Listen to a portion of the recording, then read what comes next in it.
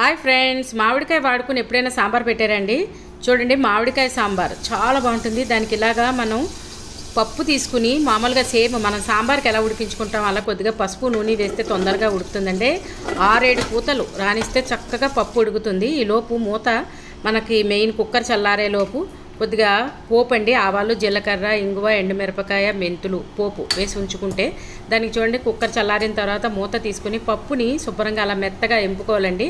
ఎంపుకున్న పప్పులోకి మనం ఎలాగా పులుసులో ముక్కలు వేసుకుంటాం కదండి, లైక్ మన దగ్గర ఏముంటే అవి ఆనపకాయ, బెండకాయ, అలాగే ములంకాడ, టమాటా చాయిస్ అండి. లేనివి కూడా మానేయచ్చు, ఉన్నవి వేసుకోవచ్చు. ఉల్లిపాయ, టమాటా ఇవన్నీ వేసుకున్న తర్వాత చెప్పాను కదండి, మామిడికాయ సాంబార్ అన్నాను కదా, పుల్లటి మామిడికాయ తీసుకుని నేను చూపించిన విధంగా మామిడికాయ ముక్కలు కోసి టెంక కూడా వేసుకుంటే పుల్ల బాగా పడుతుందండి.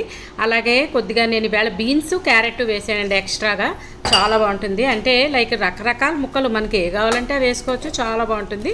దానికి అవన్నీ కూడా వేసేసి మనం ఏం చేయాలంటే ఇంకా పులుపుకి చింతపండు వాడక్కర్లేదు, ఈ పుల్లటి మామిడికాయ సరిపోతుంది.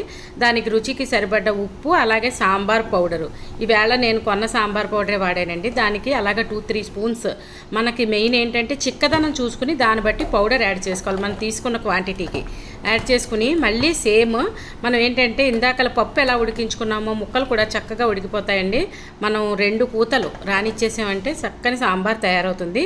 దానికి ఇందాకలు వేసుకున్న తాలింపు ఉంది కదండి, ఆవాలు, జీలకర్ర, మెంతులు, ఇంగువ, ఎండుమిరపకాయ, ఈవేళ నా దగ్గర కరివేపాకు అలాగే కొత్తిమీర లేదండి, వెయ్యలేదు, వేసుకుని మీరు కూడా పెట్టుకోండి. సాంబార్ సూపర్ ఉంటుంది. మీకు ఎలా వచ్చిందో నాకు ఒక కమెంట్ పెట్టండి.